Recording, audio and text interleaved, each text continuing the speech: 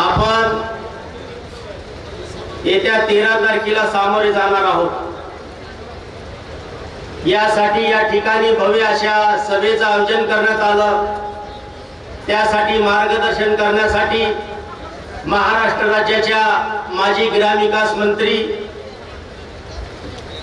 महाराष्ट्राच्या रणरागीण आणि बीड जिल्ह्याच्या वाघीण आदरणीय पंकजाताई गोपीनाथ मुंडे साहेब, व्यासपीठावर उपस्थित असलेल्या आदरणीय बाळराजे दादा पवार यांच्या पत्नी आमच्या ताई गीताताई पवार साहेब,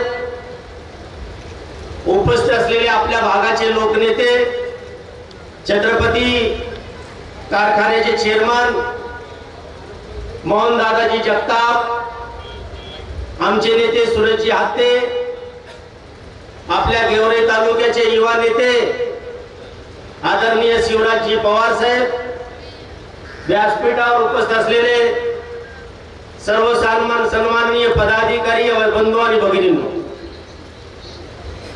भारत माता की, भारतीय जनता पक्षाचा, राष्ट्रवादी काँग्रेस पक्षाचा, शिवसेनेचा।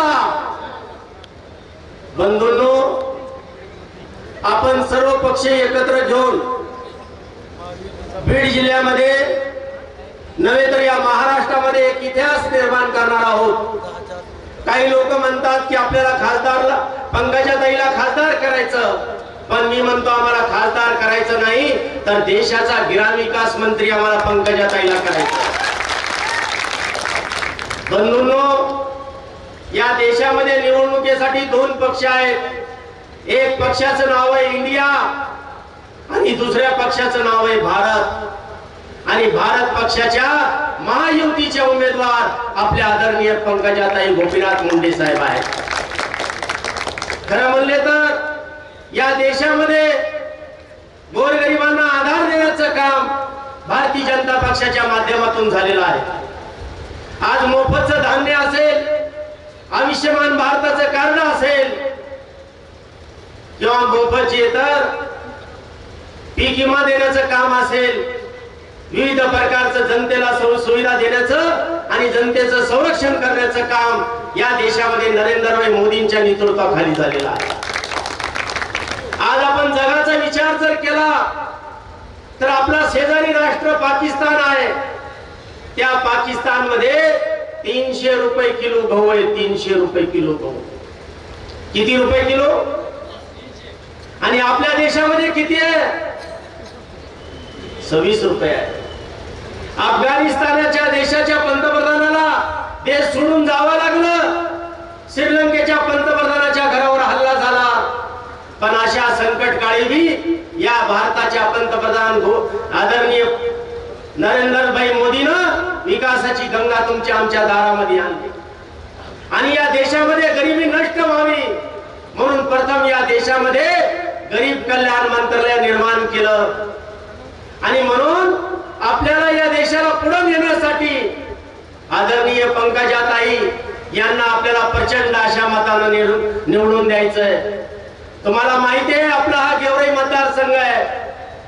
हा मतदारसंघ एक उद्ध्वस्त झालेला मतदारसंघ, बर्बाद झालेला मतदारसंघ आणि लुटून खाल्लेला मतदारसंघ पूर्वपदावर आणण्याचं काम आदरणीय लक्ष्मणअण्णा पवार साहेबांनी केलं।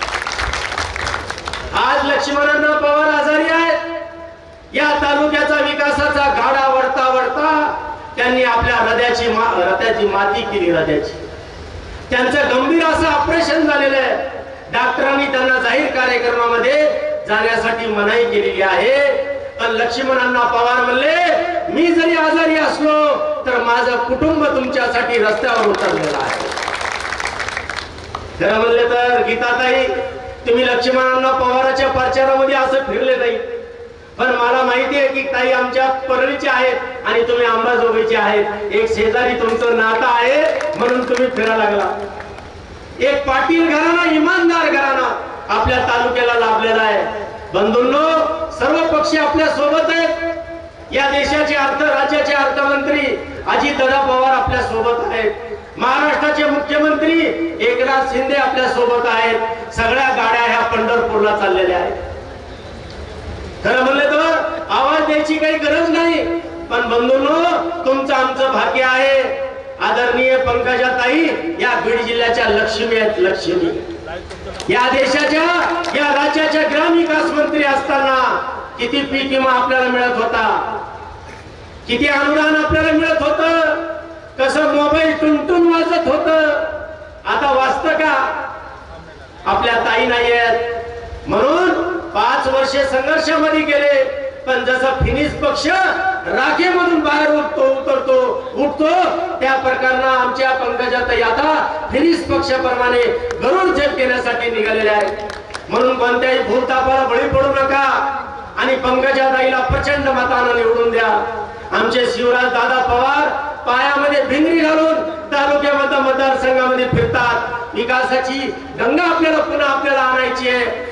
अनेक मार्ग, अनेक विकासाचे रथ आपल्या तालुक्यामध्ये येतील. उद्या जर देशाचे ग्रामविकास मंत्री आदरणीय ताई झाल्या तर या बसलेल्या लोकांना रोजगार मिळेल, तरुणांच्या हाताला काम मिळेल.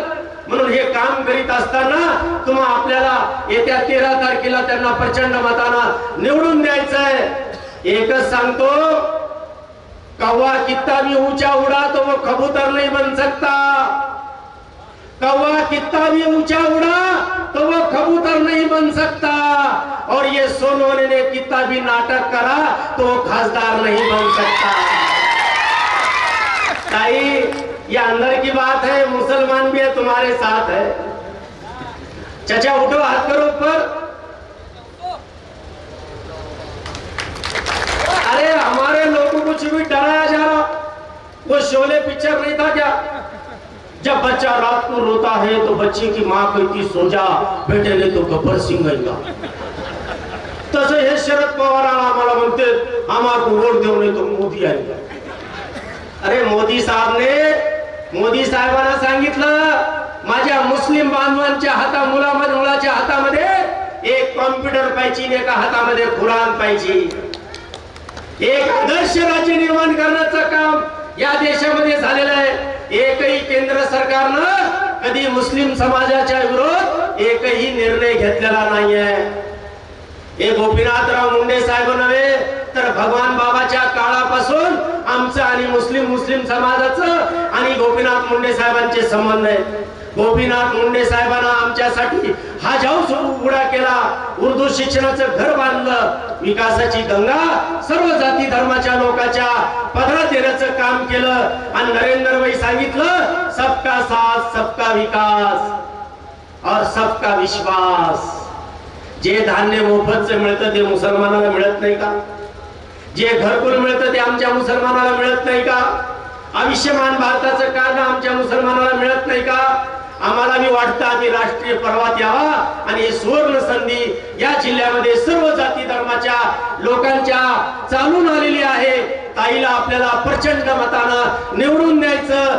ताई एवढंच सांगतो, लक्ष्मणांना पवारांना लक्ष्मण सैनिकाला आदेश दिले, गेवराई मतदारसंघामधून ताईला 50,000ची लीड मिळायला पाहिजे आणि ती मिळणार आहे.